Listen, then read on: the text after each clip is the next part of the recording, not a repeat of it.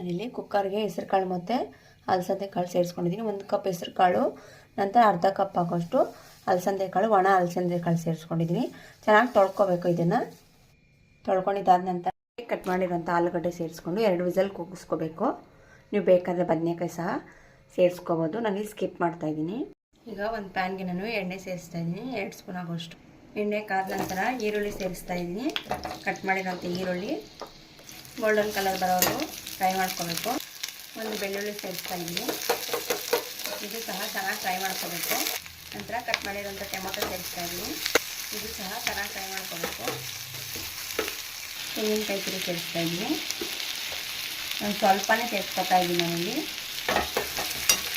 ನೋಡಿ ಇದು ಫ್ರೈ ಆಗಿದೆ. ಈಗ ಮಿಕ್ಸಿ ಜಾರಿಗೆ ಸೇರಿಸ್ತಾ ಇದ್ದೀನಿ. ನಾನಿಲ್ಲಿ ಅದೇ ಪ್ಯಾನ್ಗೆ ಕರಿಬೇವು ಸೇರಿಸ್ತಾ ಇದ್ದೀನಿ. ಇದನ್ನು ಚೆನ್ನಾಗಿ ಹುರ್ಕೋಬೇಕು ಎಣ್ಣೆಯಲ್ಲಿ.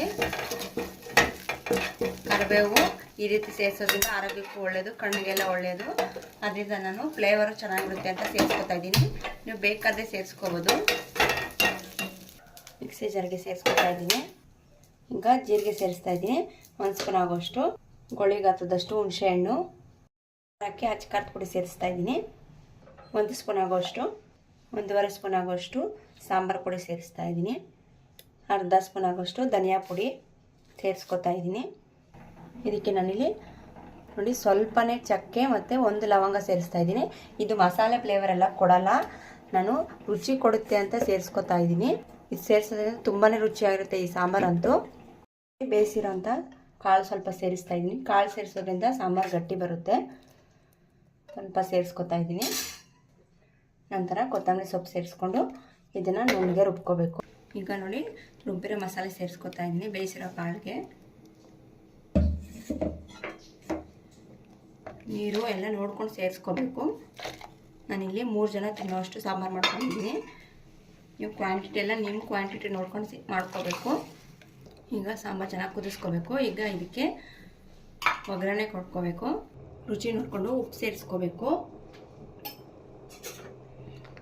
ಈಗ ಇದು ಸಾಂಬಾರು ಚೆನ್ನಾಗಿ ಕುದೀತಾ ಇದೆ. ಒಂದು ಪ್ಯಾನ್ಗೆ ಎಣ್ಣೆ ಸೇರಿಸ್ತಾ ಇದ್ದೀನಿ.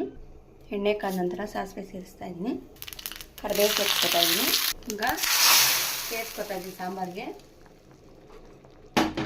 ಈಗ ಸಾಂಬಾರು ರೆಡಿಯಾಗಿದೆ. ನಮಗೆ ಇನ್ಸ್ಟೆಂಟಾಗಿ ಸಾಂಬಾರು ಮಾಡ್ಕೋಬೇಕು ಅಂದಾಗ ಈ ಸಾಂಬಾರು ಬೇಗನೆ ಮಾಡ್ಕೋಬೋದು. ಸಾಂಬಾರಿಗೆ ಇರಲ್ವಲ್ಲ ಆ ಟೈಮಲ್ಲಿ ಈ ಸಾಂಬಾರು ಸುಲಭವಾಗಿ ಮುದ್ದೆಗೆ ತುಂಬ ಚೆನ್ನಾಗಿರುತ್ತೆ. ನೀವು ಸಹ ಟ್ರೈ ಮಾಡಿ. ನನ್ನ ರೆಸಿಪಿ ಇಷ್ಟ ಆದಲ್ಲಿ ಒಂದು ಕಮೆಂಟ್ ಮಾಡಿ. ಹಾಗೆ ನನ್ನ ಚಾನಲ್ನ ಯಾರ್ಯಾರೆಲ್ಲ ನೋಡ್ತಾ ಇದ್ದೀರಾ ಮಿಸ್ ಮಾಡದೆ ಸಬ್ಸ್ಕ್ರೈಬ್ ಮಾಡ್ಕೊಳ್ಳಿ. ಇದೇ ಥರ ವೀಡಿಯೋಸ್ಗೆ ನನ್ನ ಫಾಲೋ ಮಾಡೋದನ್ನು ಮರಿಬೇಡಿ. Thank you for watching. Bye.